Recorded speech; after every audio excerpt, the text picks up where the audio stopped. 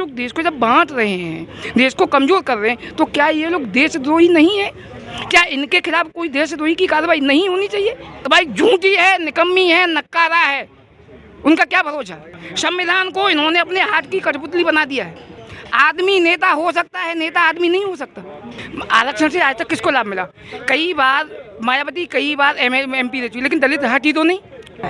देश का जो स्टैंडर्ड है बिल्कुल नीचे गिर रहा है। आरक्षण जो है हमें बांटने के लिए किया है। आप देखें बीजेपी सरकार है केंद्र में, तो उसके भी सारे राज्य में सरकार नहीं है, तो जो विपक्ष है वो बोलेगा मुझे चाहिए ही नहीं, क्योंकि उसकी वोट बैंक की राजनीति करनी है। हाँ।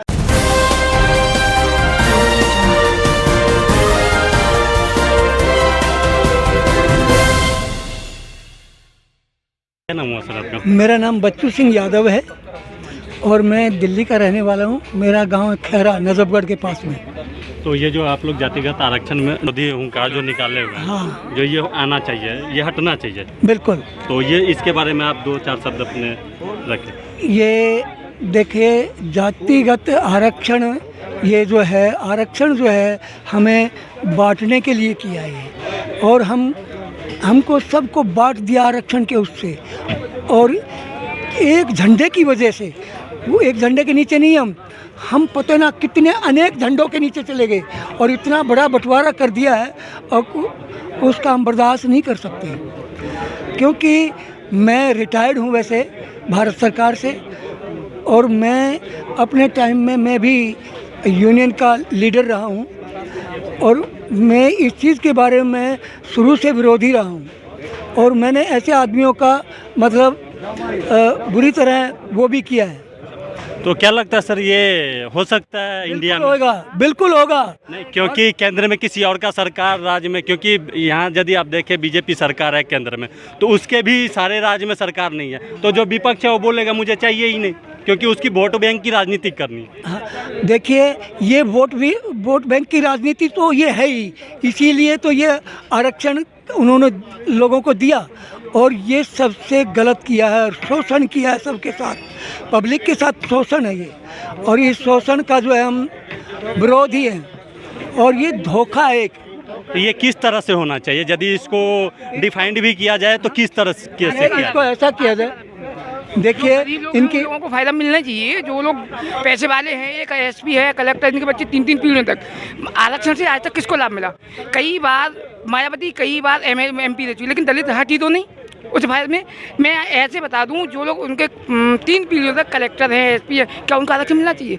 जो आपने BPL में लोग लगा रखे हैं, जो BPL हैं, गरीब हैं, क्या उनको आरक्षण नहीं मिलना चाहिए? सबर में BPL है, उनको कोई आरक्षण नहीं है। सही बात यह है, किसी भी रूप में देश के लोगों का बंटवारा करता, लोग फूट डालो राज करो, यही अंग्रेजों की स्थिति थी, यही इनकी स्थिति है।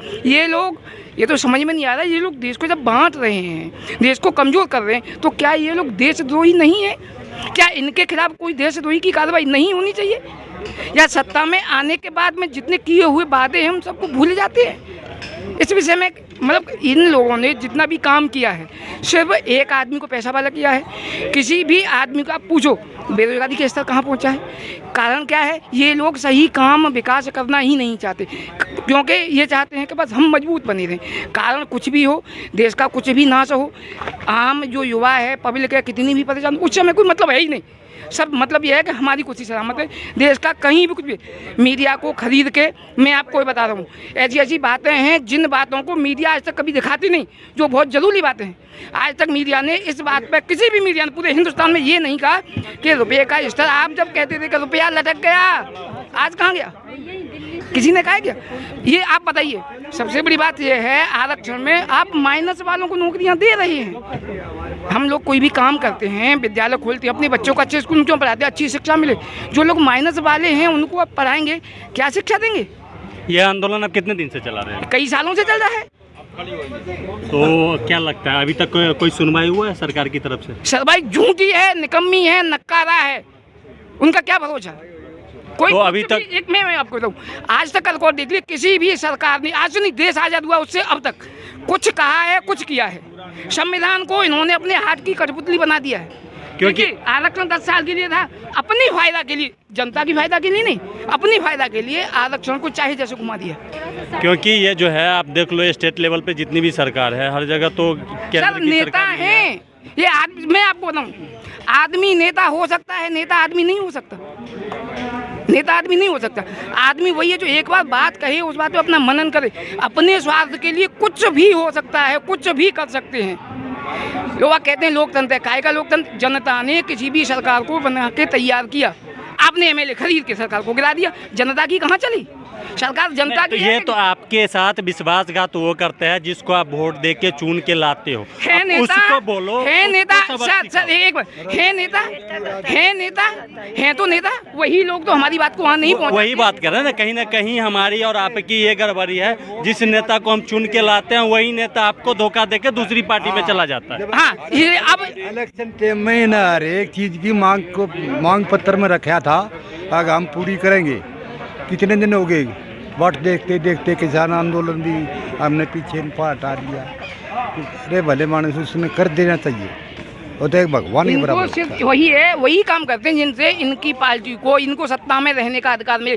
काम कुछ भी हो, किसी को भी हानि हो, नुकसान, उससे कोई मतलब नहीं। हमें क्या नाम हुआ आपका? ठीक है, मैं आरती सिन्हा। क्या कहना है ये जातिगत आरक्षण हटना चाहिए? देखिए बिल्कुल हटना चाहिए। जातिगत आरक्षण एक मतलब लोगों को रोक दे दिया गया है, जो कि योग्यता को तो कोई मतलब मान्यता नहीं है। देश में कई बार ऐसे केस भी आते हैं आरक्षण से, कोई डॉक्टर कोई इंजीनियर बन के आते हैं। इसके बारे में आप क्या कहना चाहते हैं? देश में बीमारी की जड़ आज़ादी हटाते रखी गई। हाँ देखिए, एक तो ये प्रतिभा का हनन हो रहा है और अयोग्य लोगों को पद्मासन कर दिया जाता है हर चीज़ पे, और देश एकदम बर्बाद हो रहा है। को ऐसे में मतलब स्तर गिर रहा है, देश का जो स्टैंडर्ड है बिल्कुल नीचे गिर रहा है। तो ये तो हर एक राज्य, क्योंकि ये एक बार में मेरे ख्याल से नहीं होगा, क्योंकि केंद्र कोई भी कानून लाता है तो उसको राज्य सरकार को भी पास करना पड़ता है। तो आपको क्या लगता है सारे राज्य आके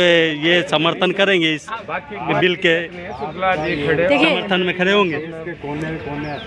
समर्थन में हर कोई वोट के लालच में है, इसलिए कोई समर्थन करता नहीं है। लेकिन जब तक वो समर्थन नहीं करेंगे तब तक देश विश्व गुरु नहीं बनेगा। लेकिन ये है ना, उनको तो विश्व गुरु से लेना देना है ही नहीं ना। वो तो अपनी राजनीतिक क्षमता रखते हैं। जितने भी राज्य सरकार है उनको तो वोट बैंक चाहिए, कैसे लड़वाए एक दूसरे को और मैं वोट पाऊँ। प्रजातंत्र है जी, जो प्रजा की आवाज़ को बुलंद करेगा उसी को वोट मिलेगी। क्या नाम हो भैया? मोहित। क्या कहना है? कहना तो जी कुछ नहीं है, बस यही बात है कि जैसे एक बात आई आप कि जो बच्चा 200 नंबर ला के पास नहीं है और एक बच्चा 150 नंबर ला के पास है, तो कितना बड़ा फ़र्क है। अब ये मानते हैं कि हाँ उनको ज़रूरत है, गरीबों को ज़रूरत है, पर ये नहीं है कि सब गरीब हों।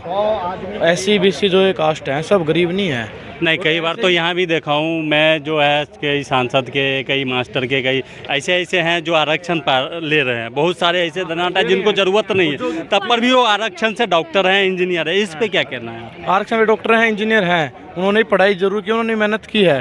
बस उन्होंने भैया जितनी हमने की है उनसे थोड़ी कम उन्होंने की है, पर कोई नहीं, उनको मिल गई हमें नहीं मिली, और पढ़ाई करने के बाद भी। तो मेन बात ये है कि जब तक कि सबको या तो इक्वल करो, वरना फिर ये करो ना ये जो थोड़ी जनरल में क्या गरीब नहीं है भाई, गरीब है वहाँ भी, जनरल में भी गरीब है, और ये जितनी भी कास्ट हैं सब में गरीब है। अब हर कास्ट एक नहीं होती, हर किसान अमीर नहीं होता, हर इंसान अमीर नहीं होता, और ना ही हर इंसान गरीब होता है। हमारी अखिल भारतीय क्षत्रिय महासभा के राष्ट्रीय अध्यक्ष हैं जी स्वागत आपका, ठाकुर महेंद्र सिंह जी तंवर। हाँ। मैं group captain doctor Jaipal Singh Chauhan, पूर्व सैनिक कल्याण परिषद का राष्ट्रीय अध्यक्ष हूँ जी। हम लोग भी पिछले 9 अगस्त से ऐतिहासिक जम्मू से राजतिलक भवन से इसी के लिए यात्रा के लिए निकले हुए, इसलिए हम आए थे कि आपका समर्थन करने। बहुत बड़ी बात है जी आप सब, और ये निवेदन करने कि देखिए एक एक बूंद से सागर बनता है, यही हमारे राष्ट्रीय अध्यक्ष का संकल्प है।